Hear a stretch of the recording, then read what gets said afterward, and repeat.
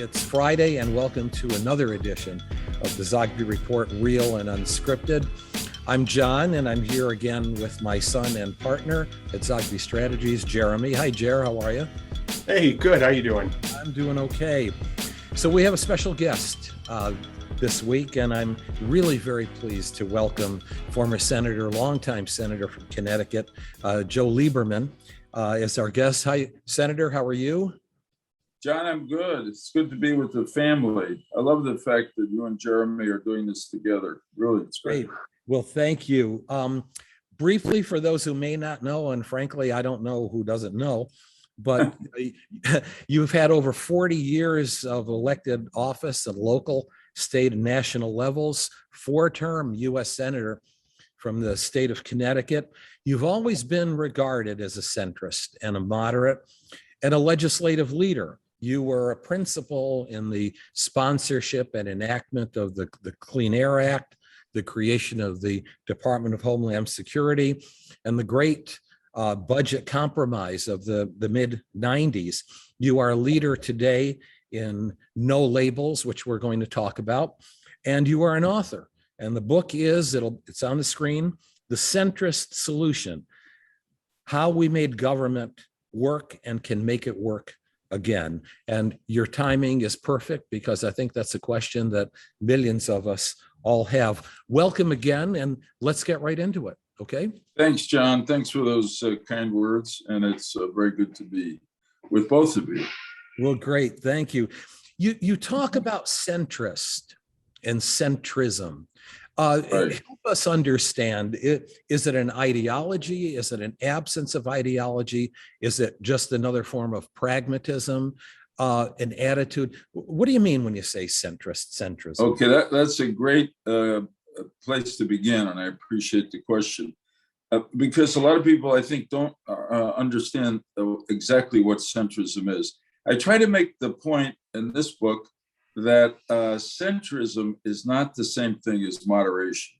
Being a moderate doesn't necessarily mean you're a centrist. And here's what I mean. Centrism is really about people of different points of view: Republican, independent, Democrat, liberal, moderate, conservative, finding their way to a center point. You can call it common ground, to talk about a problem that the country faces, even though they have different points of view on it, and try to find common ground, negotiate, compromise, which I say in the book is not a dirty word. It's a way to get things done, and then enact laws. So I would say, just to answer your question, it's a good one, directly, being a liberal or conservative or moderate is taking an ideological position.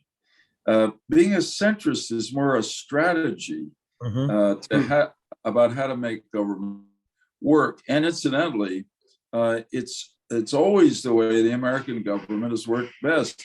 As I write in the book, going back to the original American governmental experience that worked, which was the Constitutional Convention in Philadelphia. They had tremendous differences of opinion between big population states, small population states, about slavery. And they had to negotiate and compromise. Some of the compromises, looking back now, in the case of slavery, were morally unacceptable. But some of the others, how did they reconcile the difference between the big population states and the small population states? Somebody had the idea we should have two chambers and not one. One representing population, reflecting it, the House. The other, every state gets the same two senators to the Senate. So, and in all the cases that you were good enough to cite, where I had the privilege of being involved in doing big things in Congress, they were all the result of bipartisan centrist solutions. That is the way it works best. Thank you for that. I don't want to dwell on what is. As you do in the book, I want to dwell on what can be. But right. It's cyclical. I mean, we've had moments of bipartisanship. We've had moments of intense partisanship. No one really ever looks back at the moments of intense partisanship and says, wasn't it great that we had a civil war? Wasn't it great that a half a Right. million people died? How did we get to where we are right now, the hyper-partisanship? What happened? Yeah, so you're right. This is not the first partisan period in American life and government, but people do seem to think it's the worst ever. Mhm. And I don't know how you make a judgment like that unless you live through every one of them, which no one has. But it's really bad now. So how did we get there? We could spend all our time talking about it. So I'm just going to tick off the reasons. Obviously, the most immediately gerrymandering of House districts that make them basically one-party districts. So the Democrats are worried, once they're in office, about a challenge from their left. The Republicans are worried about a challenge from the right. So they get risk averse. They don't want to offend the party. And that makes it impossible for them today to go to the middle and achieve a centrist solution. There's too much money in politics, way beyond anything I even imagined when I started in politics. And, most of that money is not what I'd call philanthropy. It's either tied to a special interest or it's tied to an ideological interest, which the member of Congress who gets the money is expected to respect when they get in office. The media have become much more partisan over the years, and that encourages the same among people in elected office. So, I mean, those are big reasons why it's happened. I will say something else now. Didn't have to happen this way. We're living in a time when big changes are going through our society. So the most obvious, I suppose, is the digital revolution, the technological revolution. A lot of people are worried that they're not going to be able to make the same money that they made before. In fact, they're not making the same amount of money now that they made before. They're being replaced by machines, high-tech machines. So that makes them unsettled. There's been a tremendous cultural change in our country. I mean, when I was a kid, which isn't yesterday, we had something on TV called the Family Hour. Mhm. In the movies, there was something I think called the Hays Code. This was an attempt to apply standards to the entertainment culture that protected kids, really, and parents could let their kids go to the movies or watch television during the family hour. That's all gone. I think it went as a result of cable TV. Look, I'm not anti-cable TV. They've given us a lot that we didn't have before, but it's also changed cultural values. And why do I mention this here? Because I think it's really unsettled a lot of people in the country, and they begin to suspect people on the other side of that divide, and they're also subject to the more extreme ideological appeals from left and right about what can make this all better and return them to a time that they were much more comfortable living in America. So it's very complicated, but notwithstanding everything I've said, if people put the country first and sit down and talk to each other, not as enemies, but as fellow Americans, they can work out the problems and get something done. And that would reduce the anxiety and insecurity among the American people. You've explained perfectly an anxiety-ridden perfect storm, all of these, converging all at the same time. I'm generally the optimist in the room, so it's good to meet another and talk to another. So you're with No Labels. Yes. I'm familiar with it. I've read your book, of course, but tell us a little bit about the origins and the status. I'm sure that you cite some numbers about in the book about no labels and its rising support, but give us an update too. First of all, how did it get started and where is it? Yeah. Thanks for that question, John. It's an interesting story, actually. It starts with one person. Often that happens in American life. Her name is Nancy Jacobson. I knew her a little bit earlier. She spent a lot of her career working in Democratic politics. She worked for President Clinton in the '92 campaign. She raised money for Democratic candidates. Probably the one she worked on with most was Evan Bayh of Indiana, who was and is a real centrist. But when we got to 2009, and she watched the very partisan reaction to the recession of 2008, which really had hurt a lot of people, she decided, you know what, maybe it's time to for her to leave the partisan fundraising and try to set up an organization that will try to bring people together in both parties to get something done. So she came to me at that time, and I really urged her on. But I was in the Senate, so I didn't do much but give her moral and verbal support. The organization started in 2010. And at the beginning, it basically, this is how sad, you might say, things were. Her goal was to try to get Republicans and Democrats in Congress in the same room together, because they weren't doing that very much anymore. And then No Labels began to develop policy ideas, and then they did polling on them. And when they had policy ideas that were supported by a majority of Democrats, independents, Republicans, they would advocate that to members of both parties. So it began to take hold a little bit, but a real turning point was in 2016 and then 2018 when No Labels, and I became chair in 2014, I guess, national chair, after I'd left the Senate.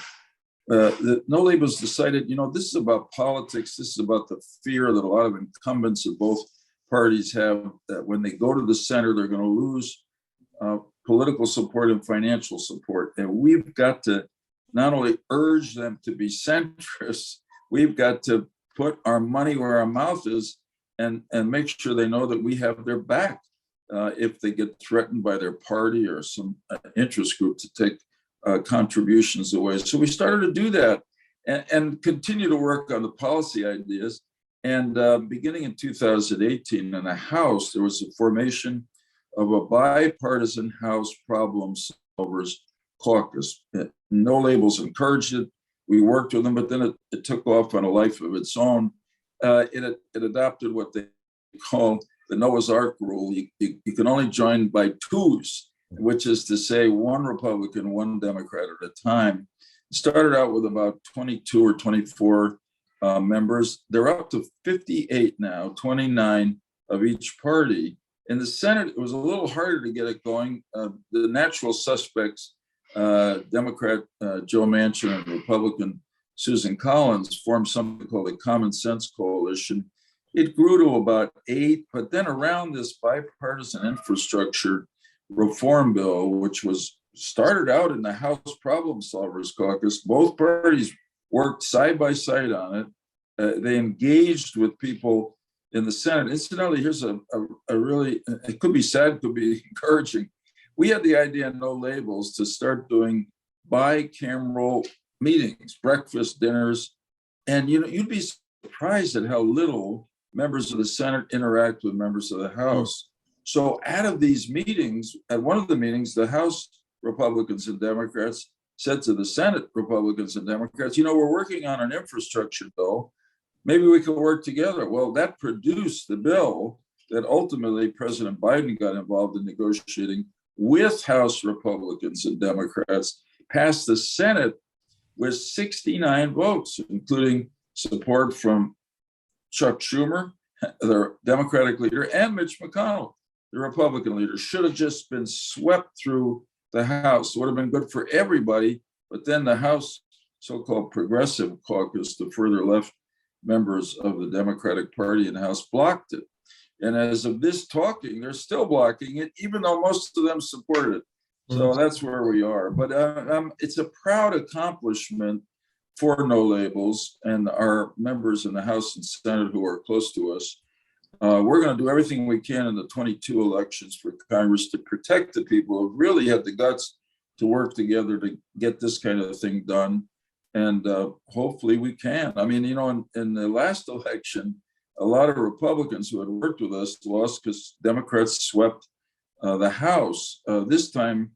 But we were able to replace those we lost with new centrist Republicans that came to the Problem Solvers Caucus. And I hope we can hold everybody that's there now who deserves to be reelected. If we can't, we're going to try to convince the new members to join us and each other in the center. One final question from me. I know Jeremy has a few. Sure. You mentioned 500,000 signups for no labels and Yeah. 100 college campuses.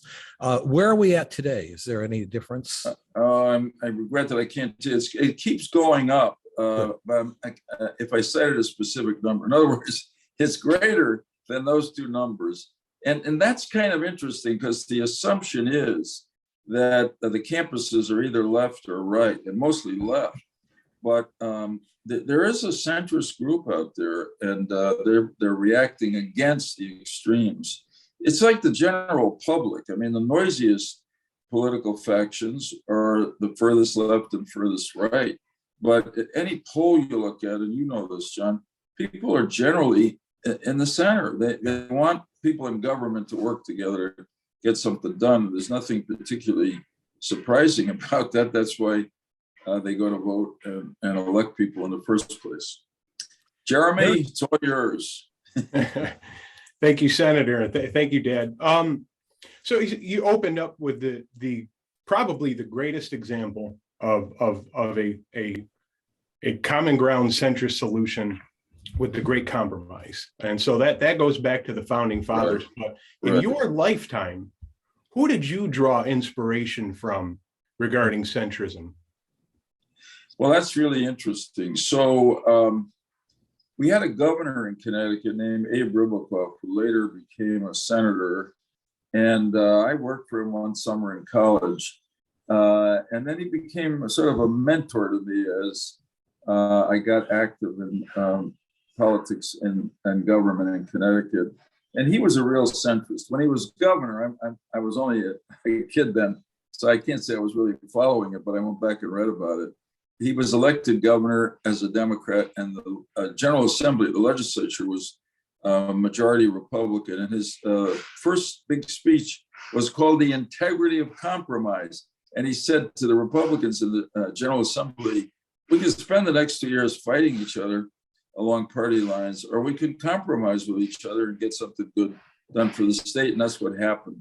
I mean, the really catalyzing figure in my political life, which was true for many in my generation, was John F. Kennedy, then senator from Massachusetts, but then elected president 1960, and a real Democrat, but not look at now, his positioning on issues was really centrist. I mean, it was independent. So you might say he was progressive on domestic policy, like civil rights. He was quite moderate and pro-business on economic issues. I mean, supported a capital gains tax cut, for instance. And he was quite strong, and I guess you might say conservative, on foreign and defense policy. Of course, we were in the middle of the Cold War with the Soviet Union, but that's the position he took. And that Ribicoff and Kennedy both had that effect on me. Of course, during my adult life, as I got into politics, there were some great bipartisan partnerships. President Reagan and Tip O'Neill on Social Security reform, President Clinton and Newt Gingrich on a bunch of things, including most significantly the Balanced Budget Act of 1997, which I was privileged to be part of. So the great thing to say is that the Constitutional Convention, the Great Compromise, really is the initial standard for the centrist solutions. But you don't have to go too far back to find them in our history. And it should say to us that if there's a will to do this among members of Congress and whoever's in the White House, it can be done again on what seem today to be the most intractable problems, like immigration, for instance, or criminal justice reform. And I hope we'll get back there soon before the country suffers more from basically a dysfunctional government and therefore an angry public that doesn't trust the government anymore. That's bad for our democracy. So in your book, you've given this 360 view of how America has been assaulted with this hyper-partisanship. You can point to really a pile of causes: the media, social media, the parties, the voters, the language. Right. And as a result, the issues become more intense because of all of that. And so here we are in 2021, and there are some really intense issues. And so you may or may not have the answer, and that's okay, but on some really intense issues, have you given thought as to what the centrist solution could be? I just want to rattle off two. The first one, I think that's becoming increasingly on everyone's minds, is Taiwan. Yeah. Do you have any insight on that regarding a centrist solution? Yeah. Well, that's one that actually is, I think, open to a bipartisan agreement. Although the policy we follow is essentially a centrist policy, but it's got to tilt toward respect, I think, for the notwithstanding how big mainland China is, for Taiwan and what it's done in the last several decades. Maybe it's 7 decades now. I mean, Taiwan has done everything that America could have asked it to do. It's become really a democracy with human rights, and it's become a very successful market economy with some regulation of business where necessary. So I think, and actually talking about polling, there was a really interesting article by somebody who follows polling, I guess in the New York Times in the last couple of days, about where are the people of Taiwan on this? And they seem to be at a center position, which is they don't want to be taken over by China. They want their independence, but they don't really want to make China so angry that there's a war. And I think we have an obligation to help them realize that, which is a sort of central solution. What do I mean? We got to state clearly, as President Biden, fortunately, has been doing lately to the Chinese, don't get any ideas about conquest over Taiwan. Figure out a way to live peacefully with them. And honestly, although there is strategic ambiguity, as they say about this, give up on the idea of really making Taiwan just another province of China. It's just not going to be. But China can be better off and by having peaceful and good relations with Taiwan. Incidentally, the level of business interaction between Taiwan and China is vigorous. And I remember once during some conflict between the two countries at the political diplomatic level, I met with a couple of business people from Taiwan in my office in Washington. So I said, how's this diplomatic conflict affecting business? Oh, not at all. Not at all. We're just people on both sides. Just that's the politicians. We're going to do business with one another. Well, that's encouraging. And the Chinese ought to be reminded of that, because those business contacts with Taiwan are good for the mainland as well. Yeah, I have to say that's the first time, and this is amazing, so simple. That's the first time I've heard someone say, "What do the Taiwanese people think?" So that thank you for saying that. Part B of the question, and then I'll move on to one other question. Of course, so we talked foreign policy. So we'll come back home. Is vaccine mandates. Now, make no mistake about it. One could be totally objective, and they should, and say you've got federal overreach, you've got state overreach. What Governor Abbott is doing on the other side is a microcosmic example. Have you or has your organization given any thought as to a centrist solution on that? Yeah, I mean, I must say we're mostly involved in process and strategy. I can't say that doesn't lead us to particular policy positions, but so I'll tell you, the organization hasn't, as far as I know, said anything about the vaccine question. I think when you come to public health, the government has a responsibility to take action that science tells us is good for public health. I've been through this a lot as a state senator, as attorney general in Connecticut, as U.S. senator. And on this particular question, I think vaccine mandates are in the public interest and the interest of the health of the American people. And so you've got to really compel people to do it. Now, in any of these provisions, there are always exceptions. For instance, if for some reason that have been upheld by courts, that people have some sort of religious belief that, how do I want to put this, means that according to their religion, they shouldn't be forced to take a vaccine they don't want to take.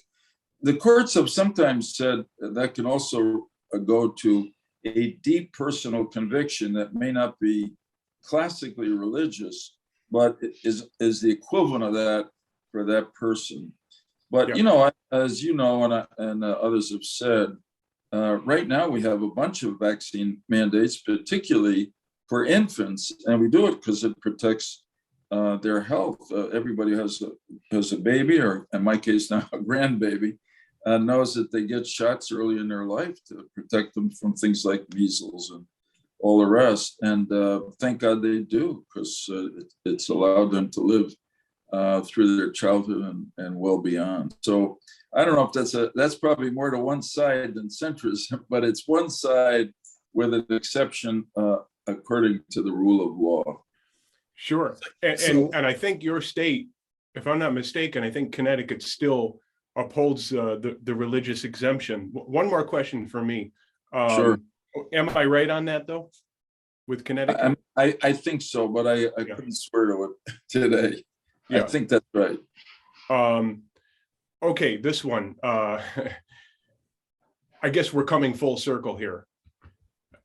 Whether it's in your lifetime, whether it's in my lifetime, because we talked about the centrist solution and we talked about the Constitutional Convention.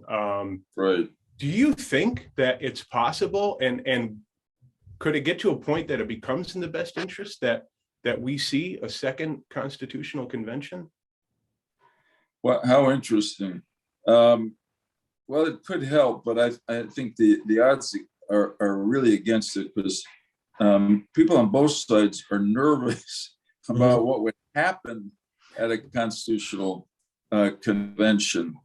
For instance, all my concern about the amount of money in politics these days, well, the so-called Citizens United decision of the Supreme Court really took off a lot of the limits on fundraising. So most people will tell you, states can affect this by adopting public financing laws. The federal government could do it too, but really the way to do it is a constitutional amendment. But will it ever happen? It may be, I doubt it though, but would there be a constitutional convention? I think people would be nervous about what might happen. But every 225 or 30 years, probably not a bad idea. Remember Jefferson said, and I quote him at the end of the book, that every 20 or 25 years, every political system needs a good revolution, as much as nature needs storms to clear away the roughage. So this country is so disappointed in our political leadership and so divided that, in my opinion, if the two parties don't figure out a way to move to the center, where most of the people are, even though they're not as loud as the people on the left or right, it's not that there'll be a revolution, although what happened at the Capitol on January 6th looked like it, and in some ways was by a small group. It may be that something that's not happened in our country since 1856, 1860, that there'll be a third party.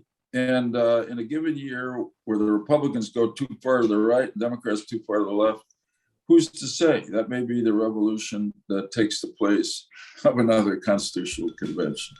Hey, it's been great to be with you both. Really. Thank you very much, Senator. At the very beginning, I asked you to define centrist. I define centrist as a person who was the Democratic nominee for vice president, came within a hair of becoming the Republican nominee for vice president, and then was reelected to a fourth term as an independent. The book is The Centrist Solution, How We Made Government Work and Can Make It Work Again. It is available on Amazon and everywhere. Thanks so much for taking time. Thanks to you, John and Jeremy. All the best. Thank you for a good discussion. Take Thank care. you. Thank you, Senator. Thank you.